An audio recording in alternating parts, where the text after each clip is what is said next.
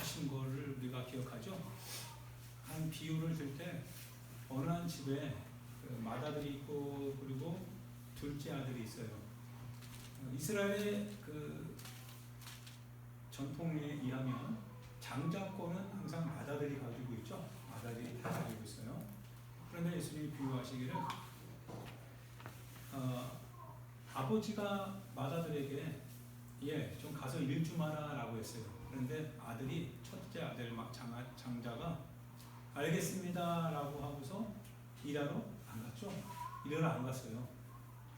그래서 둘째 아들 보고도 이제 아들아 일 좀 하러 갈래? 그래서 했더니 둘째 아들이 대본에 아니 큰아들 자기 형이 안 가는 거 알잖아요. 그래서 안 가겠다는 거죠.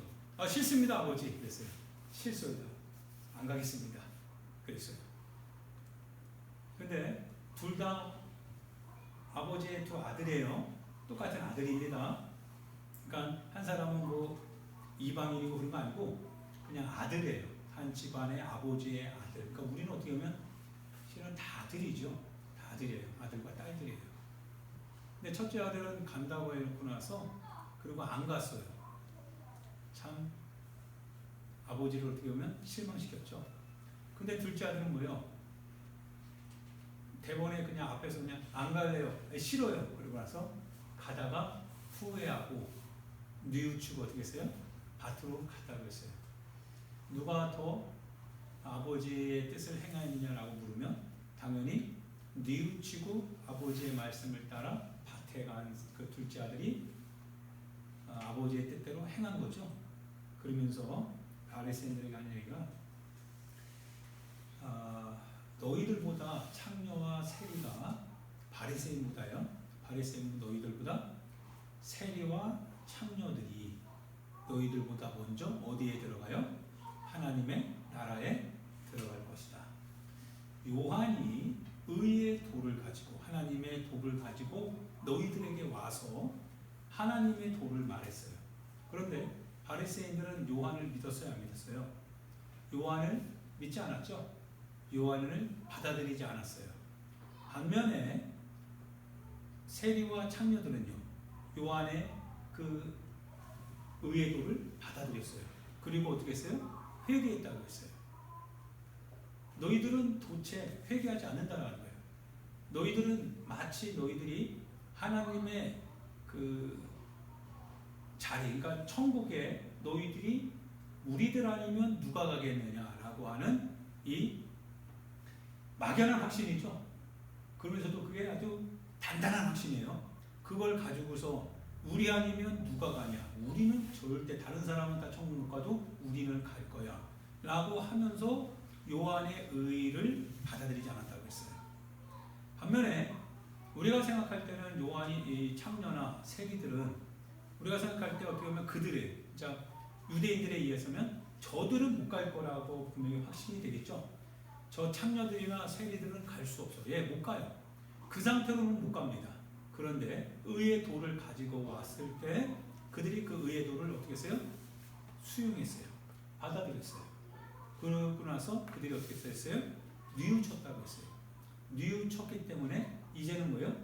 옛 신부는 창녀와 세리지만 그러나 하나님의 나라에 들어가는 거죠. 예수님이 이 비유를 하시는 거예요.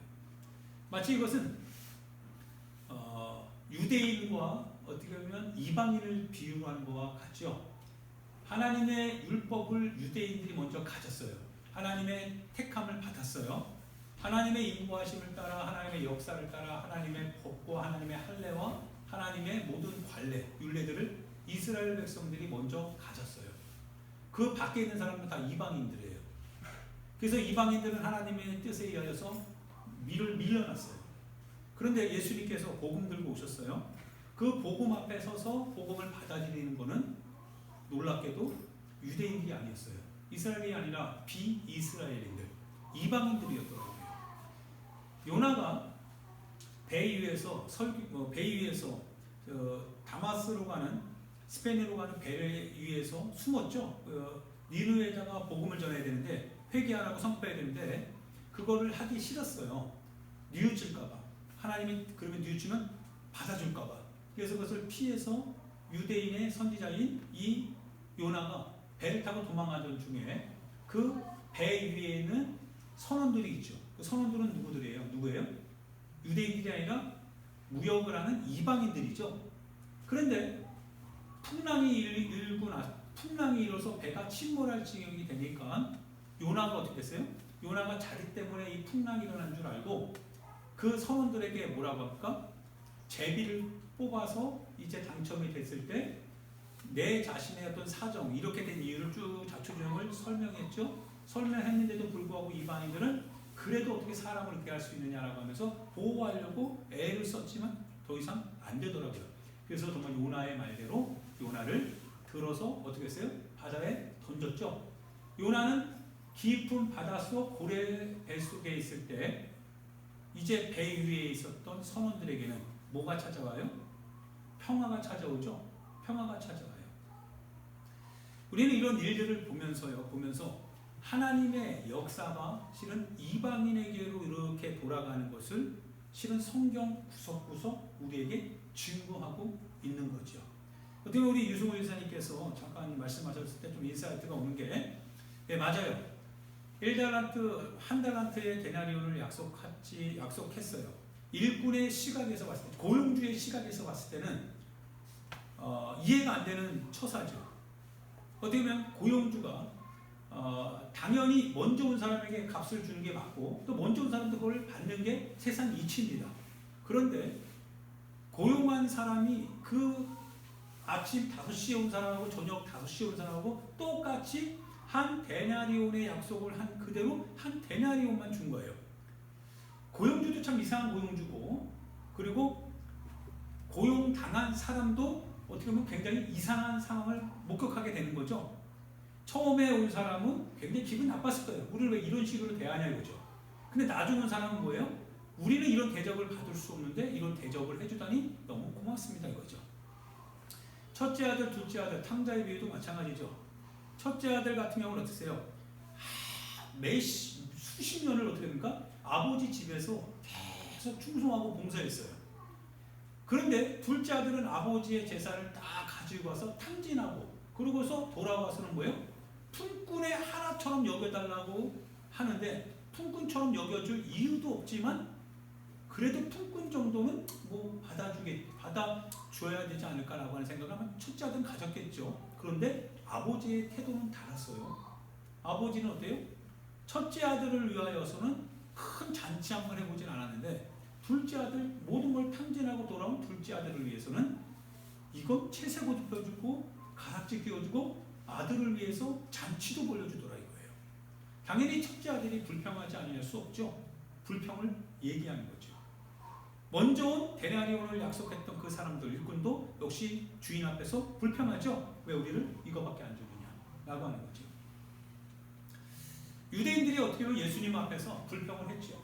불평을 막 했어요. 예수님의 그 얘기를 할 때마다 어떻게 보면 기분이 상했겠죠. 우리는 역사 일에 우리가 하는 말씀을 가졌고 그 말씀으로 말미암는 우리의 민족의 역사상 굉장히 고통을 당했거든요. 고통을 당하는 중에 그래서 우리가 이제 율법을 철저하게 지금 이제 보수하고 지키고 있는데 우리의 수고는 온데간데 없고 오히려 예수님을 단지 믿음으로 고백하고 세례받고서 그의 제자가 되기로 결정한 그 사람들의 그 고백이 수천 년간의 고통 속에서 살아온 우리 민족보다 더 앞세우시니까 말이 안 되는 거예요. 그래서 기분이 나빠가지고 예수님을 못하니까 신성모독자라고 하면서 막 그렇게 하는 거예요. 여러분, 그런데 말씀하셨듯이 만약에 네가 잃어버린 양을 또 비유한 거죠. 99마리 한 마리. 예, 한 마리 양을 찾기 위해서 산속에다가 99마리의 양을 잠깐 내려놓는 거 쉬운 일은 아닐 거예요. 근데 이제 아마 목동들은 그렇게 했나 봐요. 너희들도 그렇게 하지 않느냐라고 하는 걸 보니까 아마 그것이 그들의 모습이었던 것 같아요. 근데 우리가 생각해 봤을 때는 한 마리를 찾는 것도 중요하지만 9마리도 중요하긴 하죠. 그런데 이 말뜻을 한번 잘 생각해 보면 비유죠. 비유예요. 만약 우리가 99마리요. 우리가 아침 일찍 5시에 온 사람이요, 우리가 첫째 아들이라고 한다면 우리는 아마 불평할 수밖에 없었겠죠.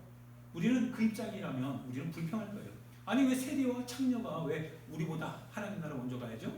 아니 저 사람은 하나님의 뜻대로 하잖아요. 그리고 신앙생활도 늦지막하게 하고 할 것 못할 것 다 하고 나서 끼껏해야 이제 와서 주님 앞에 돌아와서 회개하고 들어간다고 하나님 나라 들어가는데, 우리는 숱하게 일해놓고 나서 똑같은 것 같은 하나님의 나라 별반 다를 것 없이 들어간다면 우리 수고할 이유가 뭐가 있었겠어요? 예수님? 우리가 어떻게 보면 일찍 온 사람이라고 한다면 그런 불평을 할 수 있었을 것 같아요. 그런데 정말 관점을 바꿔서 위치를 바꾸는 거죠. 만약 당신이 한 마리 잃어버린 양이라면, 만약 당신이 둘째 아들이라면, 만약 당신이 세리와 창녀라고 한다면, 만약에 당신이 늦지막한 5시에 들어오는 그 일꾼이라고 한다면, 그러면 당신은 이 비유를 통해서 뭘 볼 수 있겠냐 이거예요. 희망을 볼 수 있죠. 희망을 볼 거예요. 예수님이 제자들에게 이제 이러저러한 설교를 하시면서 거룩한 성 예루살렘을 이 제자들은 굉장히 화려하다고 하면서 찬양을 하죠. 근데 이상하게 예수님이 어떻게 해요? 예루살렘을 보고 뭐합니까? 눈물을 흘려요. 예수님은 평상시에 눈물도 흘리지 않는 분이신데 눈물을 성을 보면서 흘려요. 슬피 울어요. 그러면서 하시는 말씀이 예루살렘아 예루살렘아, 화려한 예루살렘이거든요. 휘황찬란한 예루살렘이고, 그리고 수천 년 동안의 이스라엘 백성의 이 역사, 특별히 민족의 정체성을 확립해주는 것 같은 보루거든요. 핵심이거든요. 그 예루살렘을 보시면서 근데 예수님이 우시는 거예요. 예루살렘아 예루살렘아, 너에게 이제 앞으로 닥칠 일을 너가 알았다면 너가 슬피 울지 않았겠냐 이거예요. 통곡하지 않았겠냐 이거예요. 그러면서 하신 말씀이 내가 너희를, 이 예루살렘을 얼마나 닭이 그 이 병아리 새끼죠. 그 새끼를 날개 아래 품어서 보호하려고 얼마나 애썼더냐 이거예요. 그런데 너희들이 오기를 원하지 않았다는 거예요.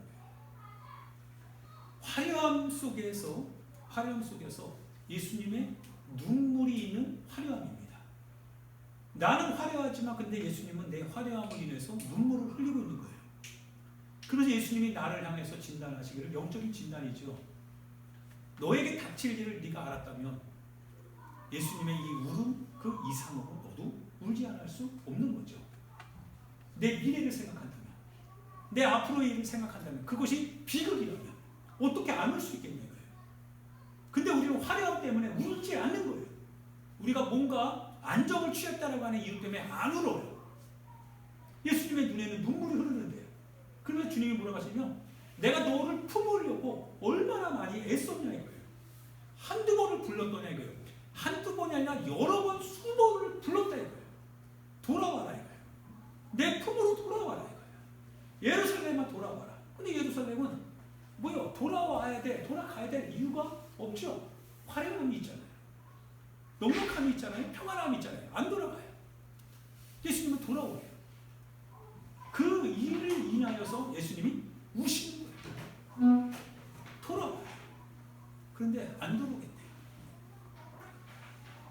어떻게 보면 우리가 마지막에 온 막차를 타고 간 사람이기 때문에 실은 주님께 돌아간 거예요. 그리고 주님은 기다렸던 거죠. 그리고 언제든지 그분의 주님의 품은 닫히지 않아요. 너무 넓어요. 누구든지 올 수만 있다면, 그리고 가기만 한다면 주님은 안아주신다 이거예요.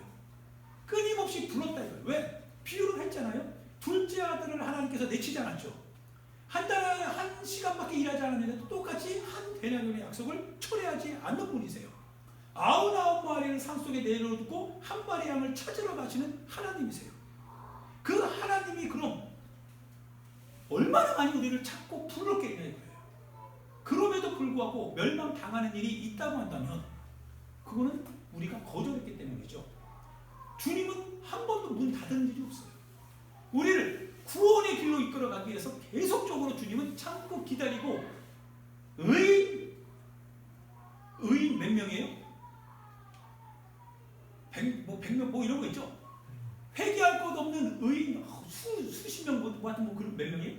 100명? 아브라함 그런 말씀이 있어요.